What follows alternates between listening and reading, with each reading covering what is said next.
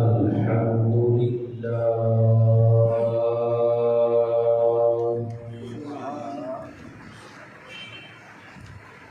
الحمد لله رب العالمين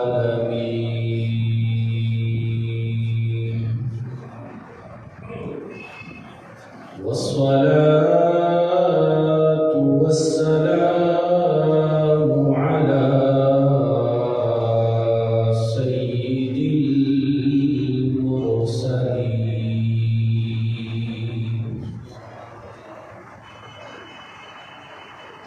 وعلى آله وأصحابه أجمعين.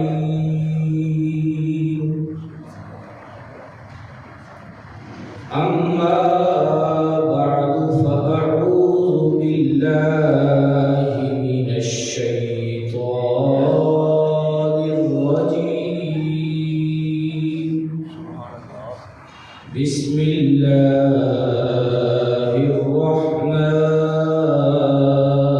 الرحيم. قال الله تبارك وتعالى في كلامه المجيد: إن الذين يحادون الله ورسوله أولئك في الأذلين.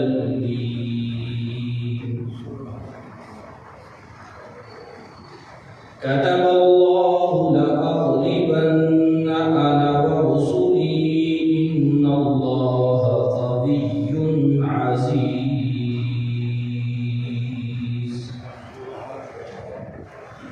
لا تجد قوما يؤمنون بالله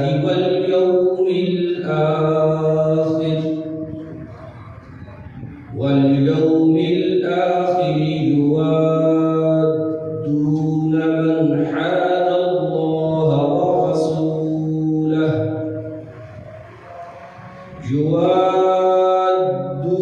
من حاد الله ورسوله ولو كانوا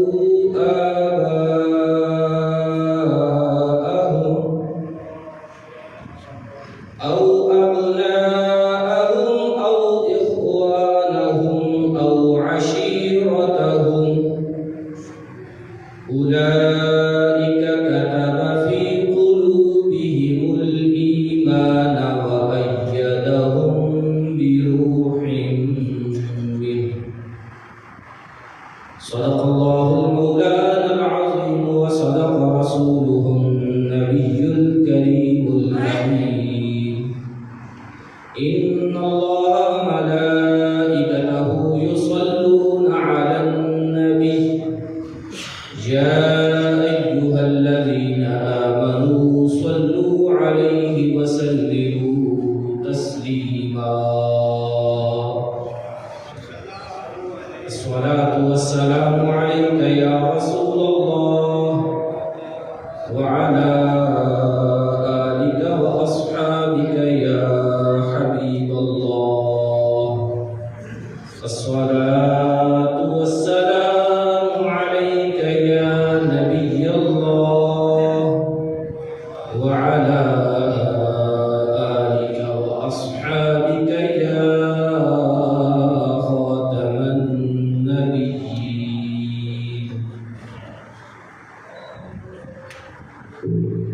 معزز و محترم سامعین کرام، جیسا کہ آپ سب احباب کو معلوم ہے کہ خطبہ جمعۃ المبارک میں ہمارے یہاں 10 مبشرہ صحابہ کرام علیہم الرضوان کا ذکر مبارک کئی جمعات سے چل رہا ہے.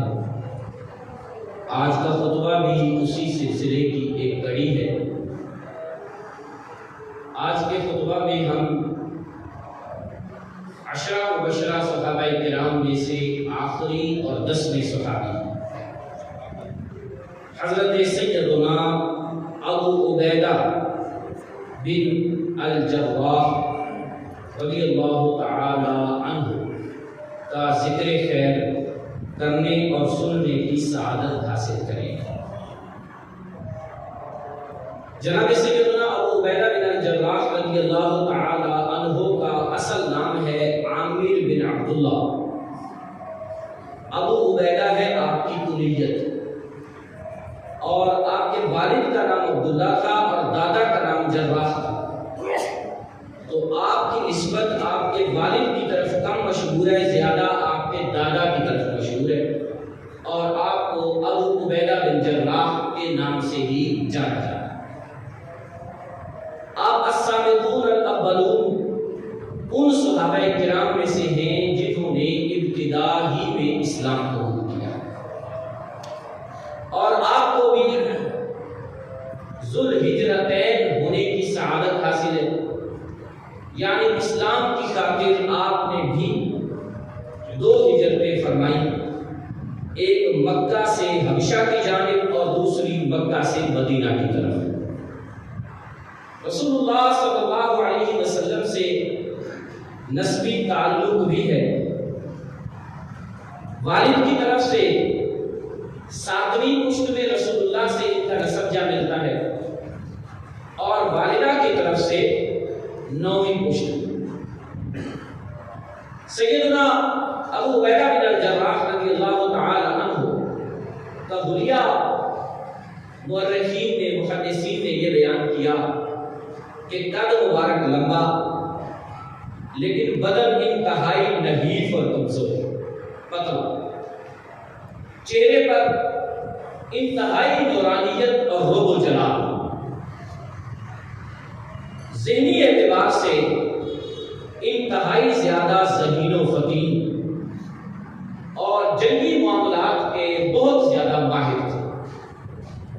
آپ کی زندگی کا اکثر و بیشتر حصہ غزوات و جہادات میں گزرا، اور رسول اللہ صلی اللہ علیہ وسلم کے ساتھ مل کر بدر سے لے کر حضور کی حیات طیبہ تک جتنے بھی غزوات میں رسول اللہ نے شرکت فرمائی، جناب سیدنا ابو عبیدہ بھی حضور کے ساتھ ہوتے تھے،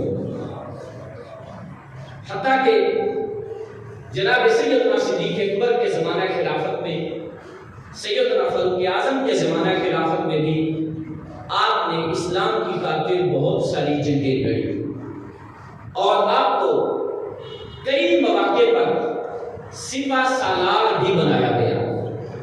آپ سپہ سالار بھی ہوتے۔ شام کی جو فتوحات ہیں یہ بالخصوص 2 صحابہ کرام کی سپہ سالاری میں اللہ نے اسلام کو نصیب فرمائی، ایک ہے حضرت سیدنا ابو عبیدہ بن الجراح، اور دوسری ہیں جناب سیدنا خالد بن ولید رضی اللہ تعالی عنہ۔ سیدنا ابو عبیدہ بن الجراح رضی اللہ تعالی عنہ کا ایک خاص لقب ہے جو انہیں حضور کی بارگاہ سے ملا۔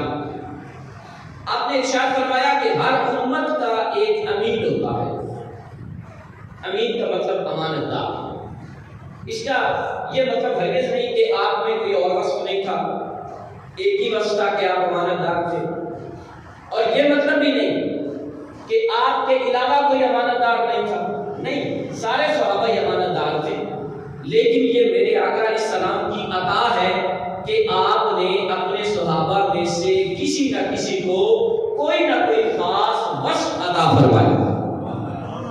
جیسا کہ ایک حدیث مبارک میں رسول اللہ صلی اللہ علیہ وسلم نے چند مرتبے اپنے صحابہ کے خود بیان فرمایا، ارشاد فرمایا میری امت پر میرے صحابہ میں سے سب سے زیادہ شفقت والا اور مہربان ابو بکر ہے رضی اللہ تعالی عنہ۔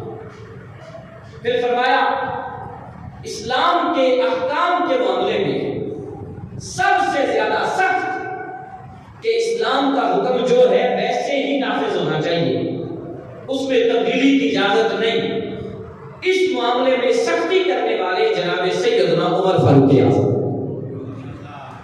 فرمایا حیا میرے پیارے عثمان کو عطا فرمایا۔ پھر فرمایا میرے صحابہ میں سے سب سے بڑے قاری کہ قرآن اتنا خوبصورت پڑھتے ہیں کہ جب حضور کے یہ صحابی قرآن پڑھتے تو کہا جاتا ہے کہ چلتا پانی بھی ٹھہر جاتا، اڑتے پرندے رک جاتے اور ایک جگہ پر رک کر وہ بھی تلاوت قرآن سنتے۔ وہ ہے حضور کے صحابی حضرت سیدنا ابی بن کعب رضی اللہ تعالی عنہ۔ پھر فرمایا میرے صحابہ میں سے زید بن ثابت وہ ہیں جنہیں اللہ تعالی نے وراثت کا علم سب سے زیادہ عطا فرمایا، وراثت۔ اور جناب سیدنا مولا علی رضی اللہ عنہ کے بارے میں فرمایا علی وہ ہیں جنہیں اللہ نے جج اور قاضی ہونے کا علم سب سے زیادہ عطا فرمایا، فیصلہ کرنے کا علم، قاضی ہونے کا علم۔ اور یہی وجہ ہے کہ جناب سیدنا علی المرتضی رضی اللہ عنہ تینوں خلفاء کے دور میں چیف جسٹس کی حیثیت رکھتے تھے، چیف جسٹس کہ آپ سے فیصلے کروائے جاتے ہیں۔ حتیٰ کہ جناب سیدنا عمر فاروق اعظم رضی اللہ تعالی عنہ اگر کسی موقع پر فیصلہ کر بھی لیتے تو بعد میں جناب سیدنا علی المرتضی رضی اللہ عنہ سے مشورہ ضرور فرماتے۔ اسی طرح حضور فرماتے ہیں میرے صحابہ میں سے معاذ بن جبل وہ ہیں جنہیں اللہ نے حلال و حرام کا علم سب سے زیادہ عطا فرمایا۔ پھر فرمایا میرے صحابہ میں سے اس امت کے امین ابو عبیدہ بن جراح ہیں۔ تو یوں نبی کریم صلی اللہ علیہ وسلم نے اپنے صحابہ علیہم رضوان کے یہ اوصاف خود سے بیان فرمائے۔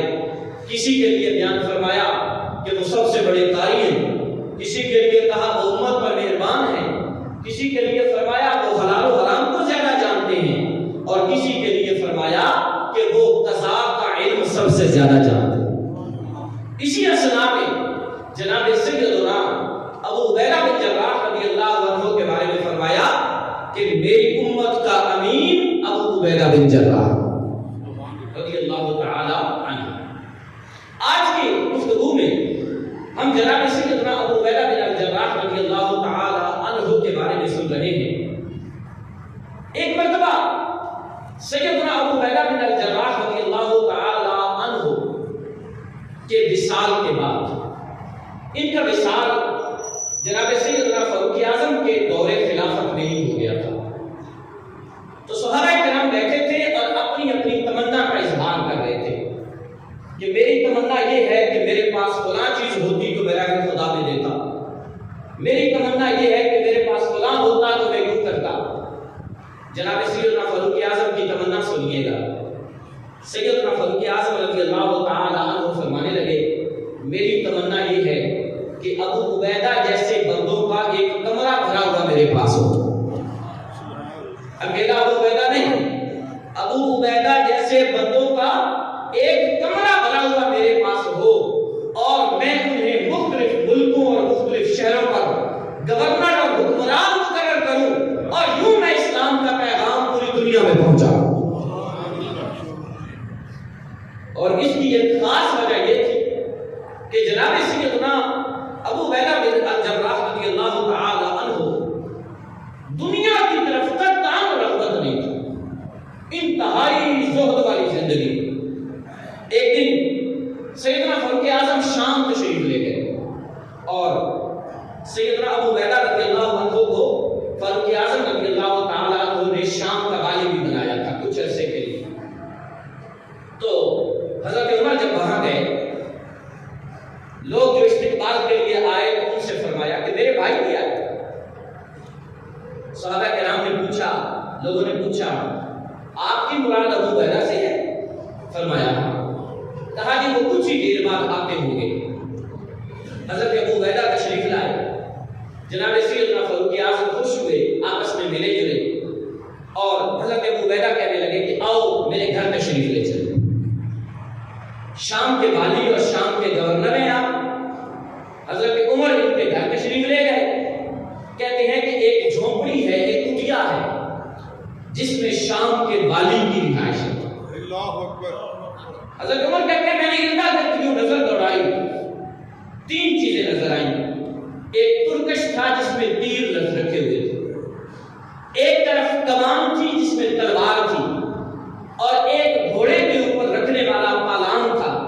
کے اوپر رکھنے والی وہ سیٹ جس پر بیٹھا جاتا ہے، اور مجھے آپ کے گھر میں کچھ بھی نظر نہیں آیا۔ میں نے کہا ابو عبیدہ کیا تیرے گھر کا ساز و سامان یہی ہے؟ فرمایا ایک مجاہد کو جتنی چیزیں چاہیے ہوتی ہیں اللہ نے وہ مجھے عطا فرمائی ہے۔ ایک مجاہد کو جتنی چیزیں چاہیے ہوتی ہیں وہ میرے پاس ہیں الحمدللہ۔ جناب سیدنا عمر رضی اللہ عنہ واپس آئے تو آپ نے 1000 دینار حضرت ابو عبیدہ کے لیے بھیجے۔ بڑی قابل توجہ بات ہے، سنیے۔ ساتھ اپنے غلام سے کہا کہ دے کر واپس نہ آنا، بلکہ وہاں بیٹھ کر یہ دیکھنا کہ ابو عبیدہ ان 1000 دیناروں کو کیسے خرچ کرتے ہیں، کہاں خرچ کرتے ہیں۔ حضرت عمر کا غلام گیا، اس نے جا کر 1000 دینار پیش کیے اور کہا جی امیر المومنین نے آپ کے وظیفے کے طور پر عطا فرمایا، آپ کو بھیجے۔ قابل توجہ بات سنیے گا، 1000 دینار ہو، خود بھی تو بندہ رکھ ہی سکتا ہے نا، اور اپنا وظیفہ ہے سالانہ، کوئی مسئلہ تو نہیں ہے۔ تو حضرت عمر فرماتے ہیں کہ اس غلام نے مجھے آ کر یہ بتایا کہ جب میں وہاں موجود تھا تو آپ نے اپنی باندی کو بلایا اور اسے کہا کہ ایک پرانا کپڑا لے آؤ اور اس کے چھوٹے چھوٹے ٹکڑے کرو۔ اس نے وہ ٹکڑے کر دیے۔ آپ اس تھیلی میں ہاتھ ڈالتے اور کسی ٹکڑے میں 4، کسی میں 5، کسی میں 10، کسی میں 12 دینار ڈال دیتے اور گرا ڈال کر اس لونڈی سے کہتے کہ جا فلاں کے یتیم بچوں کو دے آ، فلاں قبیلے میں جا وہاں کی بیوہ کو دے آ، فلاں قبیلے میں جا وہاں ایک معذور شخص اندھا ہوگا اسے دے آ، فلاں قبیلے میں جا وہاں جا کر غریبوں کو بانٹ دے۔ وہ غلام کہتا ہے میری موجودگی میں میرے سامنے حضرت ابو عبیدہ بن جراح رضی اللہ تعالی عنہ نے 1 دینار کو کیا 1 درہم بھی اپنے لیے نہیں رکھا، 1000 کا 1000 دینار وہیں بیٹھے اللہ تعالیٰ کے نام پر غریبوں میں تقسیم فرما دیا۔ ایسا زہد، ایسی دنیا سے بے رغبتی۔ اور اسی اثناء میں ایک واقعہ اور پیش آیا۔ حضرت عمر جب آئے نا تو حضرت عمر نے کہا کہ ابو عبیدہ کھانا نہیں کھلاؤ گے؟ آپ نے کہا جی ضرور کھلاتا۔ اٹھے اور ایک تھیلا اتارا، وہ تھیلا گھوڑے کی سیٹ کے ساتھ لٹکا ہوا تھا۔ وہ تھیلا اتارا اور اس کے اندر سے روٹی کے کچھ ٹکڑے نکلے۔ والی شام کی بات کر رہا ہوں، روٹی کے کچھ ٹکڑے نکلے اور وہ ٹکڑے حضرت ابو عبیدہ نے امیر المومنین کے آگے رکھے۔ ایک پانی کا پیالہ بھر کے لے آئے، لا کر وہ بھی سامنے رکھ دیا اور کہا الحمدللہ اللہ تبارک و تعالیٰ نے مجھے بہت کچھ عطا فرمایا ہوا ہے، زندگی بسر کرنے کے لیے سب کچھ ہے، یہی کچھ آج حاضر تھا، اگر اور کچھ ہوتا تو میں وہ پیش کرتا۔ قبول فرمائیے۔ تو امیر المومنین نے ایک جملہ کہا، انہوں نے کہا ابو عبیدہ دنیا نے بہت سارے لوگوں کو اپنے پنجے میں کر لیا، لیکن ابو عبیدہ تو آج بھی ویسے کا ویسا ہی ہے، دنیا تجھے اپنے قابو میں نہ کر سکے، دنیا تجھے اپنے قابو میں نہ کر سکے۔ رضی اللہ تعالی عنہ۔ آپ رضی اللہ تعالی عنہ کی زندگی کہ میں پہلے کہہ چکا کہ اکثر ایام جہاد میں گزرے، جنگ میں گزرے، بڑے پیارے پیارے واقعات آپ کے لیے ملتے ہیں۔ اگر ہم فتوح الشام کو پڑھیں نا، یہ شام کی فتح پر تاریخ کی کتاب ہے امام باقری کی، فتوح الشام عربی نام ہے اور اس کا اردو نام بھی ہے سر کٹاتے ہیں تیرے نام پہ مردان عرب، یہ اردو میں اس کا ترجمہ ہے۔ یہ اس کے اندر بہت سارے آپ کو واقعات ملیں گے۔ ایک واقعہ یہ لکھا ہے کہ آپ اللہ تبارک و تعالیٰ کے حکم سے روم کی سلطنت کے ساتھ ٹکر لینے کے لیے بھی ایک لشکر لے کر تشریف لے گئے۔ اس وقت آج کے جو یورپ ہے، اس یورپ کو اس وقت روم کہا جاتا تھا، اور اس وقت 2 بڑی بڑی طاقتیں تھیں پوری دنیا میں، ایک ایران تھا، دوسرا روم تھا۔ یہ ایران بھی بڑی طاقت تھی اس وقت اور روم بھی بڑی طاقت تھا۔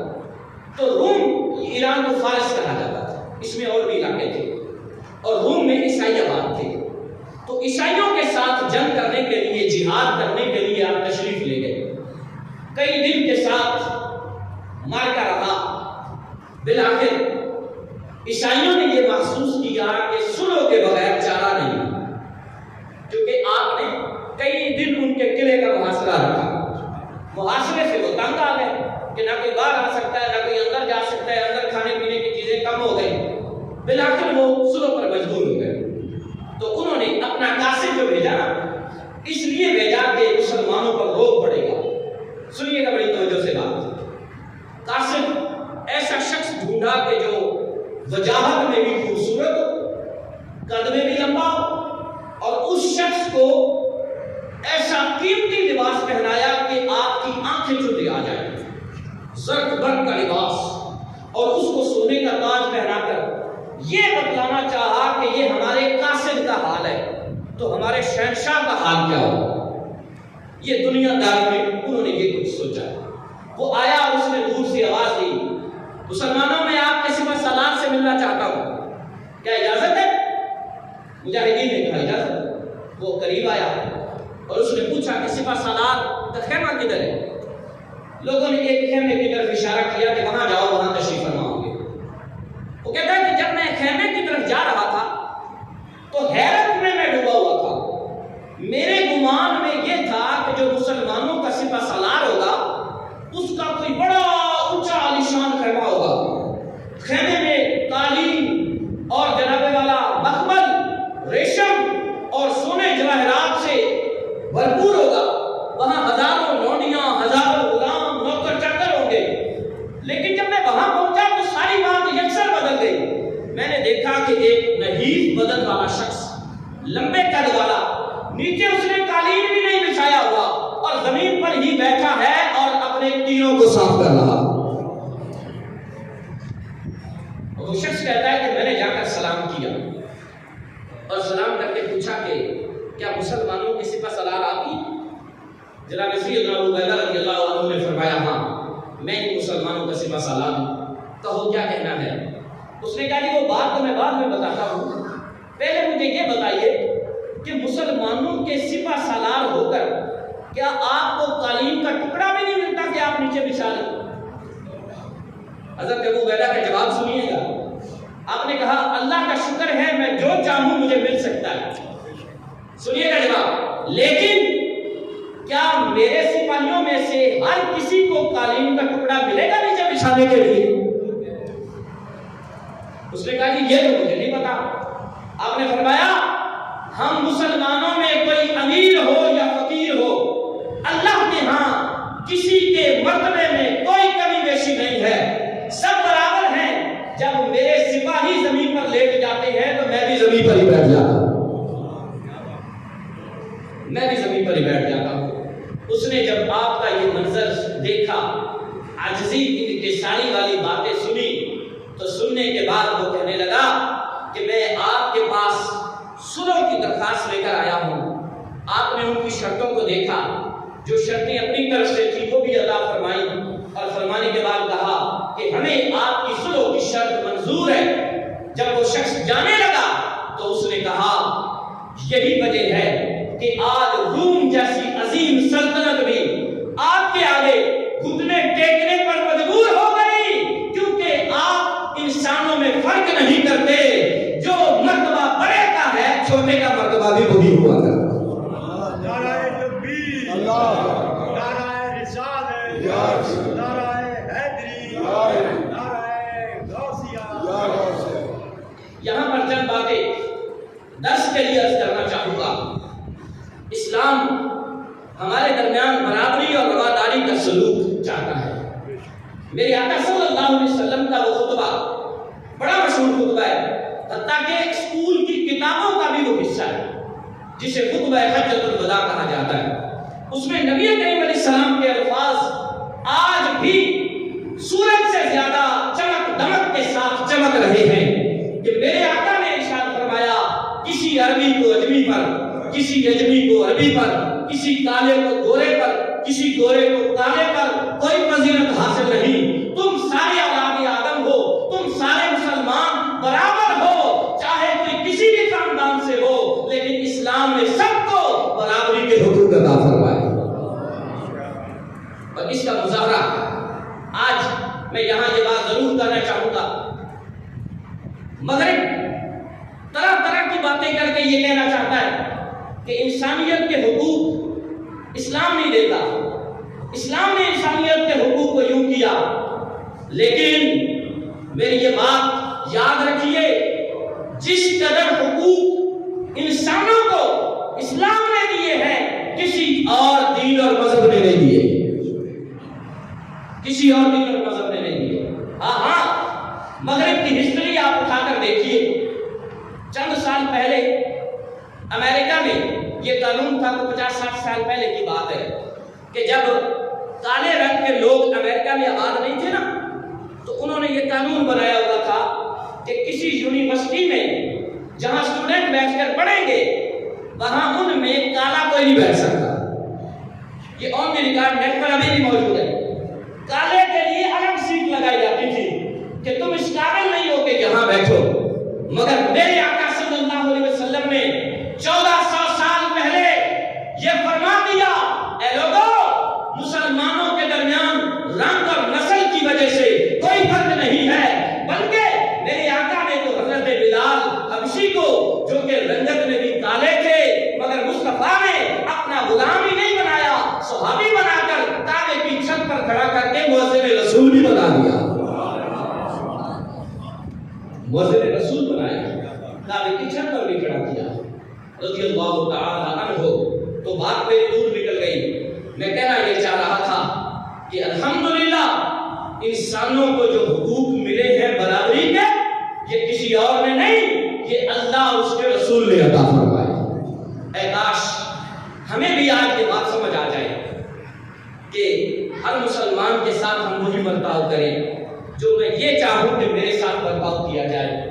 کسی غریب کو غریب ہونے کی وجہ سے میری نظر سے نہ دیکھو.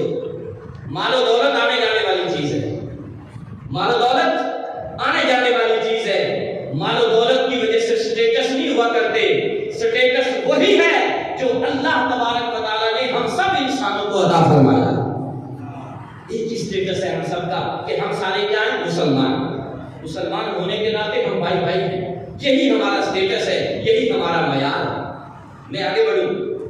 حضرت سیدنا ابو عبیدہ بن الجراح رضی اللہ تعالی عنہ کس قدر پیاری طبیعت کے مالک تھے کہ یہ بہت عظیم بات ہے کہ کسی شخص سے منصب پہلے دیا جائے، اس کو عہدہ، اور پھر عہدہ لے لیا جائے، اور لینے کے بعد بھی اس کی طبیعت میں فرق نہ آئے. فرق نہ آنا تو دور کی بات. اگلی بات سنیے گا، جب عہدہ لیا جائے تو وہ عہدہ لینے پر بھی اللہ کے حضور سجدہ شکر ادا کرے. کمال یہ ہے، سنی نہیں ہوگی ایسی بات آپ نے. آج تک تو میں کہتا ہوں ایسی تو ہم مثال لا ہی نہیں سکتے کہ کسی سے عہدہ لیا جائے اور وہ سجدہ شکر ادا کرے. جناب سیدنا صدیق اکبر رضی اللہ تعالیٰ عنہ کے زمانہ خلافت میں جب فتح ہوا نا فلسطین، تو حضرت امیر المومنین ابو بکر صدیق کو پیغام ملا، خط میں فتح کی نوید سنائی گئی. آپ بھی خوش ہوئے، آپ کے پاس بیٹھنے والے صحابہ بھی خوش ہوئے. اتنے میں باہم کے مشورہ ہوا کہ اب سپہ سالار ابو عبیدہ کی بجائے خالد بن ولید کو بنا دیا جائے، کہ خالد بن ولید رضی اللہ عنہ سپہ سالار بننے کے بنسبت ان کے زیادہ اہل ہیں کہ وہ جنگی کارناموں کو زیادہ جانتے ہیں. سب صحابہ نے رائے دی. سیدنا صدیق اکبر رضی اللہ تعالی عنہ نے خط لکھ دیا. خط پہنچا حضرت سیدنا ابو عبیدہ بن جراح کے پاس. توجہ سے سنیے گا، خط پہ لکھا تھا، سلام کے بعد اے ابو عبیدہ، میں بطور امیر المومنین تمہیں حکم دیتا ہوں کہ آج سے تم سپہ سالار نہیں ہو، بلکہ آج سے سپہ سالار ہے خالد بن ولید. اب غور کیجئے گا، یہاں پر لکھتے ہیں تاریخ والے محدثین کہ جناب سیدنا ابو عبیدہ رضی اللہ عنہ نے جب اس خط کو پڑھا نا، پڑھنے کے بعد سلوٹیں نہیں آئی پیشانی، غصہ نہیں آیا. شام میں نے فتح کیا، فلسطین میں نے فتح کیا، اور اب جب انعام کی باری آئی ہے تو اب خالد بن ولید کو بنا دیا. نہیں، کوئی بھی جملہ نہیں بولا. بلکہ سیرت نگار لکھتے ہیں کہ جناب سیدنا ابو ہریرہ نے جب اس خط کو پڑھا، پڑھنے کے بعد ایک طرف رکھا اور فوراً سجدے میں گر گئے، اور سجدے میں گر کے کہتے ہیں مولا تیرا شکر ہے کہ تو نے اتنے ہزاروں مسلمان مجاہدین کا بار میرے کندھے سے اتار دیا، ورنہ مجھے جواب دینا پڑنا تھا، مولا تیرا شکر۔ یہ وہ لوگ تھے، عہدہ لیا جا رہا ہے اور وہ سجدہ شکر کر رہے ہیں۔ اللہ اکبر۔ اگلی بات، اب یہ بھی تو ہو سکتا تھا کہ آپ اسی قاسم کو وہ خط دیتے اور کہتے کہ جاؤ خالد بن ولید کو دے آؤ۔ ہوتا ایسے ہی ہے کہ جب ایک بندے سے عہدہ لے لیا جائے نا، اب وہ خود چل کر دوسرے کو جا کر کہے کہ آج سے تو میرا امیر ہے، میں